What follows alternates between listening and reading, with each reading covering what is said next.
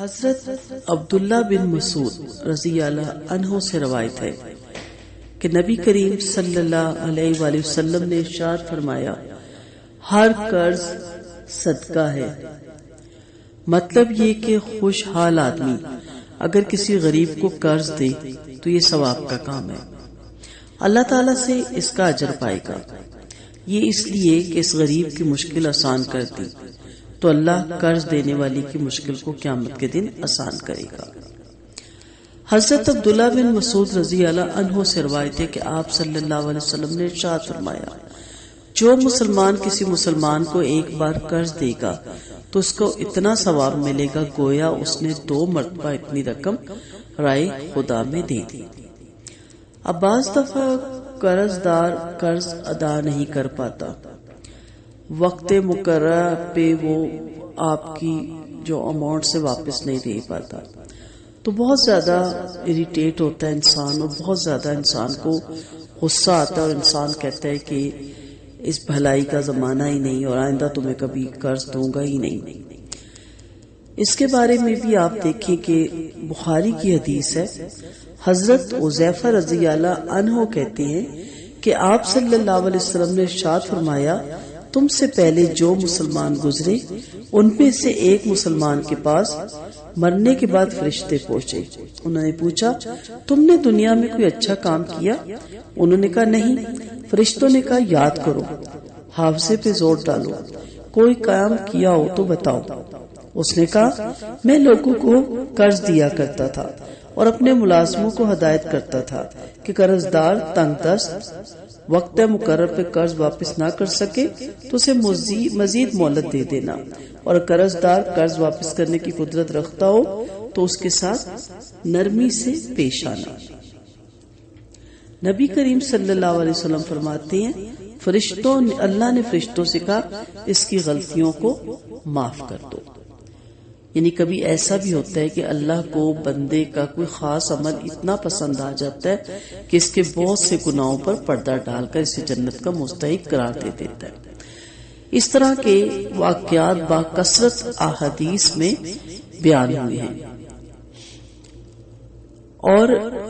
معلوم نہیں کہ کب کس بندے کا کوئی عمل مالک کو پسند آ جائے۔ مسند احمد کی روایت ہے کہ حضرت بریدہ رضی اللہ عنہ کہتے ہیں، میں نے آپ صلی اللہ علیہ وسلم کو یہ فرماتے ہوئے سنا، جس نے کسی تنگ دست کو ایک مقررہ مدت تک کے لیے قرض دیا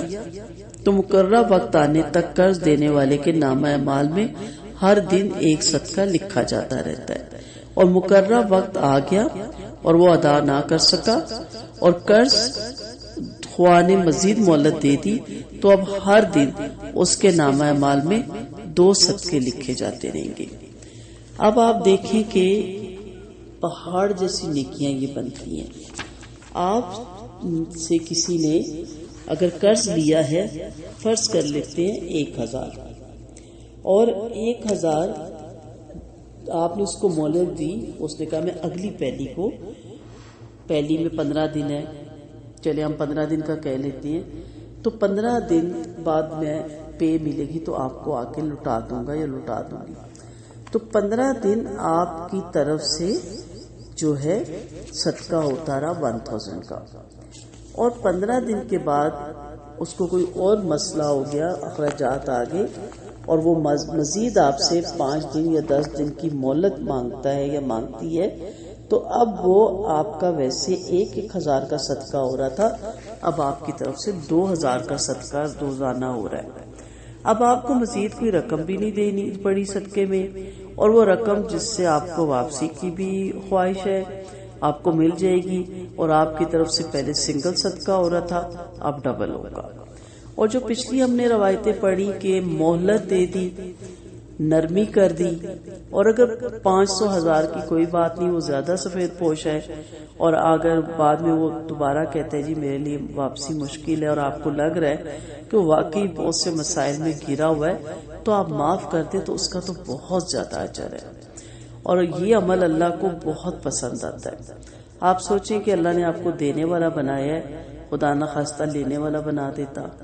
تو آپ کے لیے کتنے مشکلات ہوتی۔ تو 500 1000 تک کا انسان معاف کر دے۔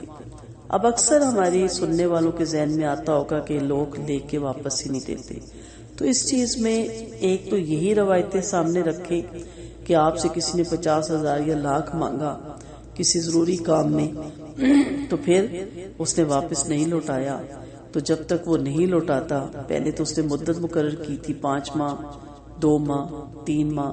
تو 3 ماہ تک آپ کی طرف سے لاکھ یا 50,000 کا صدقہ ہوتا رہا، اور جب وہ مدت گزر گئی اور وہ نہیں دے رہا، مزید اسے مہلت آپ جب تک دیں گی، جب تک آپ دیتی رہیں گی، اس وقت تک آپ کی طرف سے روزانہ 2 لاکھ یا 50,000 دیے تو 1 لاکھ کا صدقہ ہوتا رہے گا۔ دوسری چیز یہ ذہن میں رکھے کہ آپ کو اپنے عزیز و قارب اور اپنے دوست احباب میں یہ پتہ ہونا چاہیے کہ کون پروفیشنل ہے، کس کی عادت ہے کہ وہ دوسرے سے قرضہ لے کے اور کھا پی جاتا ہے، تو اس کے لیے ایک الگ لیکچر آپ کو بھیجوں گی کہ کس قدر عذاب ہے اس شخص کے لیے۔ ترس کے قابل ہے ایسا انسان جو دوسروں سے مال صرف اس غرض سے ہتھیا لے اور بڑی بڑی قسمیں وعدے کر کے مال لے لے اس غرض سے کہ میں کون سا واپس لوٹاؤں گا، تو اس کا تو ایک الگ ہی عذاب ہے۔ اصل آپ کو یہ دیکھنا چاہیے کہ اگر آپ تھوڑی سی تحقیق کر لیں، جب آپ اتنی بڑی اماؤنٹس کسی کو قرضہ دینے لگیں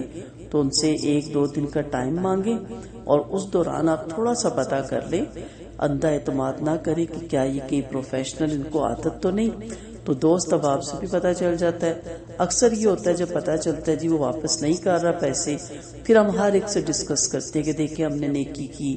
تو پھر ہمیں آگے سے جواب ملتا ہے کہ وہ تو اس کی تو ہابی ہے، یہ وہ تو میرا بھی لے گیا، فلاں کا بھی لے گیا، فلاں کا بھی، تو انسان سر پکڑ کے بیٹھ جاتا ہے، اور پھر کہتے ہیں کہ پوچھ تو لینا تھا دینے سے پہلے، یا تمہیں پتہ نہیں کہ اس کا تو یہ کام ہے،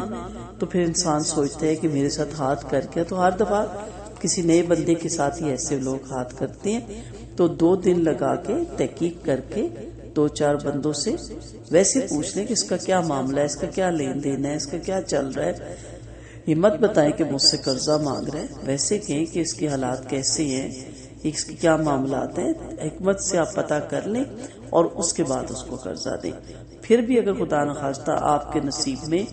ایسی مشکلات لکھی ہے اللہ نے آپ کی تقدیر میں، اور وہ آپ سے ہتھیار لیتا ہے، تو یاد رکھیں آپ کی طرف سے تو صدقہ ہوتا رہتا ہے اور وہ گناہگار ہوتا رہتا ہے، تو اللہ تعالی ہمیں اللہ کی راہ میں صدقہ کرنے کی توفیق دے، اور 100 1000 500